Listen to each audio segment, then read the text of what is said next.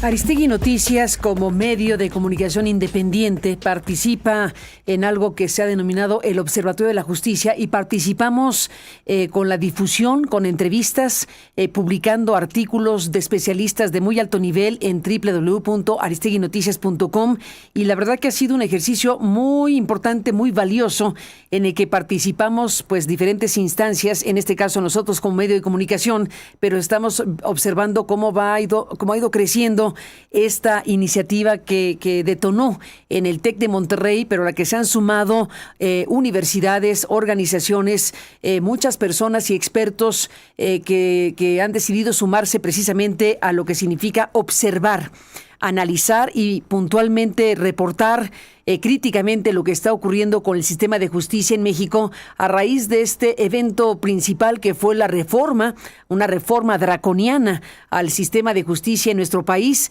Después vino la elección, muy entre comillas la palabra elección, de ministros, magistrados y jueces y todo lo que va envuelto en esta historia.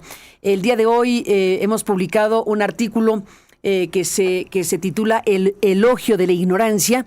El elogio de la ignorancia, crónica del nuevo pleno de la Suprema Corte de Justicia, un artículo de Roberto Lara, a quien le agradezco mucho su anuencia para que podamos publicar en Aristegui este artículo. El doctor Roberto Lara Chagoyán, que es integrante del Observatorio de la Justicia, cuestiona el nivel jurídico y deliberativo del nuevo pleno de la Corte Suprema al advertir episodios de confusión, de desconocimiento técnico y de politización que sostiene comprometen la calidad de la justicia constitucional en México. Es un artículo muy puntual, es un artículo muy directo, muy derecho al grano, digamos, de lo que está pasando en México.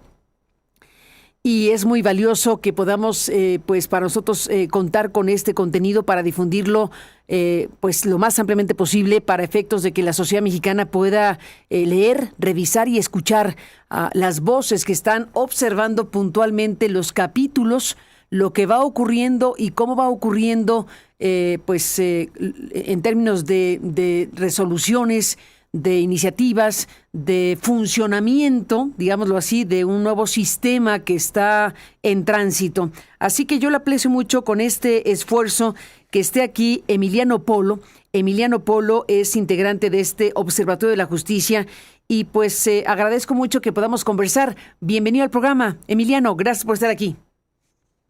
Hola Carmen, muchísimas gracias por la invitación. Buenos días. Al contrario, un filón de cosas que propones para analizar tiene que ver con la reforma judicial en la política exterior. ¿Qué estás viendo, Emiliano? Correcto, Carmen. Desde lo más importante que hace el observatorio es lo que tú mencionabas, de llevar un registro, un recuento de cómo se está desenvolviendo, qué tipo de sistema está surgiendo a partir de la reforma judicial. Una cosa es lo que se pone en la ley y luego otras cosas suceden en la realidad. Y el observatorio pues ve estos precedentes, estas sentencias para entender más o menos cómo está cambiando la vida de los mexicanos. Pero creemos también que va a ser importante ver cómo se entiende esta reforma desde el exterior y cómo se ve a México, cómo se percibe lo que ha pasado en el país desde a más o menos un año, primero con la aprobación y luego con la elección de jueces. Y hemos visto, Carmen, y tú has reportado muchos de estos casos, cómo diferentes actores internacionales, universidades, académicos se pronuncian de forma muy crítica sobre lo que está pasando en México.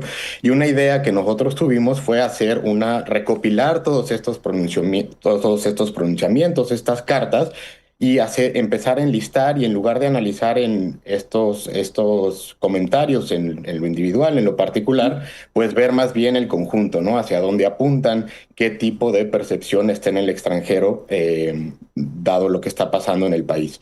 Y entonces tenemos ya un listado de más o menos entre 40 y 50 pronunciamientos que no incluyen artículos de opinión. Estos solamente son, por ejemplo, universidades, académicos, cámaras de comercio, barras de abogados, etcétera.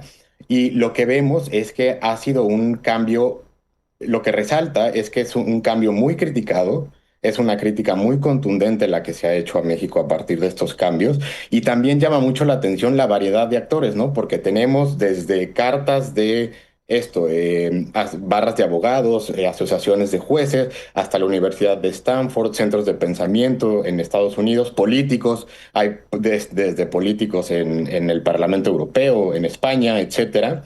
Entonces, llama mucho la atención la variedad de actores y cómo ha pasado también desde un tema sobre todo económico a finales del 2024, cuando se aprueba la reforma, que vimos que hubieron muchas calificadoras, instituciones financieras que empezaron a elevar las alertas sobre lo que estaba pasando y luego fue transicionando más hacia un tema de violaciones a derechos humanos. Entonces, este es el ejercicio en el que estamos participando ahorita.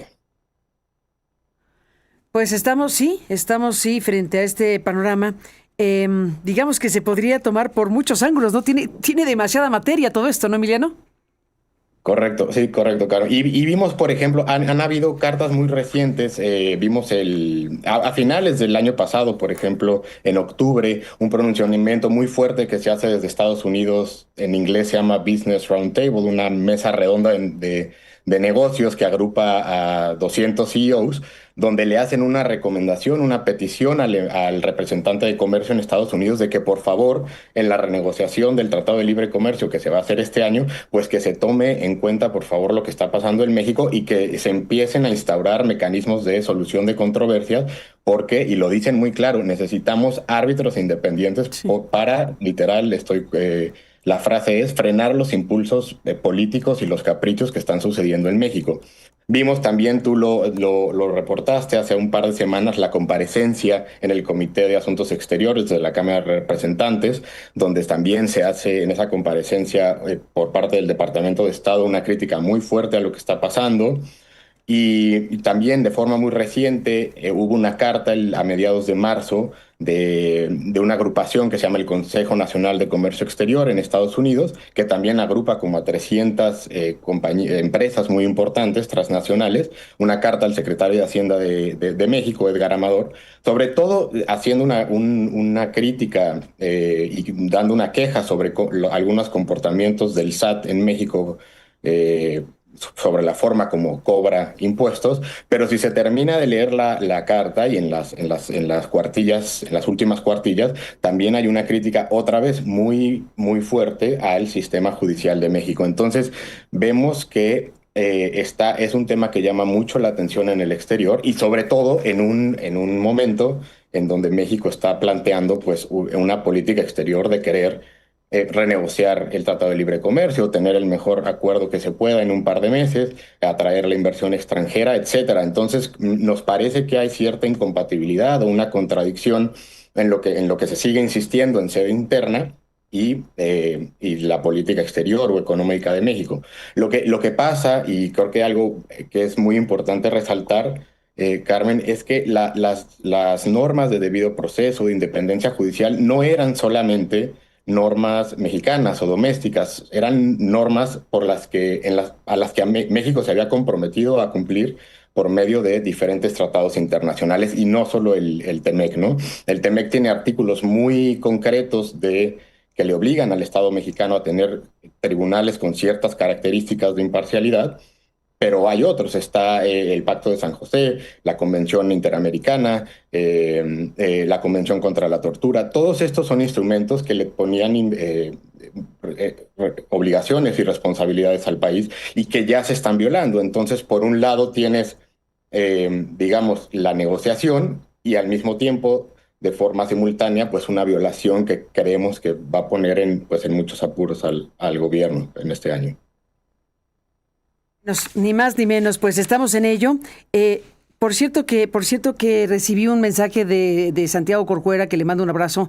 Estábamos hablando hace ratito con Edmundo Jacobo Molina sobre la Comisión Interamericana de Derechos Humanos, pero mencionó que era la Corte Interamericana, esto que jueces y magistrados llevaron al sistema interamericano, y me hacía la corrección que le aprecio, Corcuera.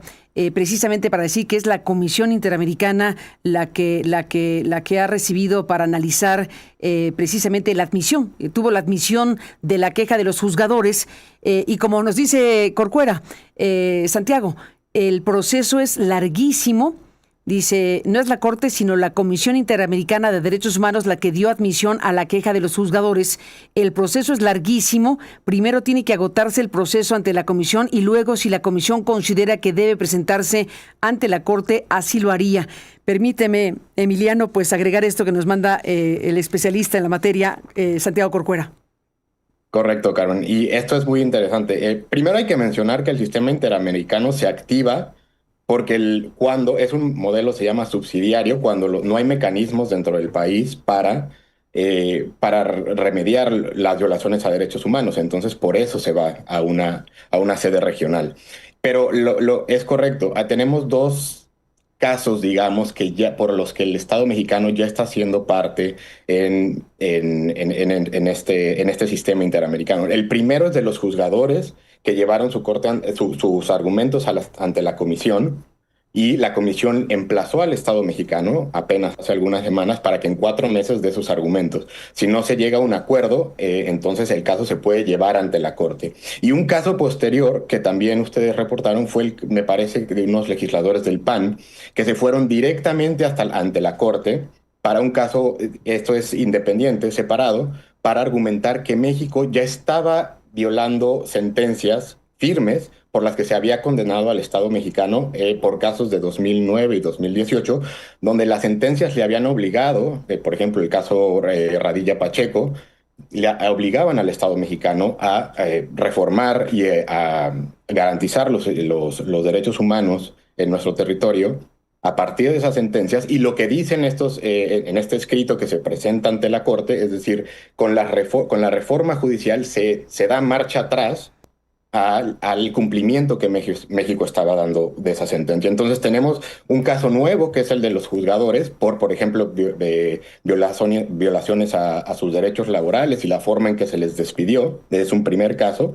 Y el segundo que presentaron directamente ante la Corte. Entonces, lo que vemos es que México sí, en efecto, ya es parte, no solo hay esta parte de percepción y que va a afectar al Estado mexicano económicamente y de forma diplomática, sino que ya es parte en litigios en la Comisión y en la Corte.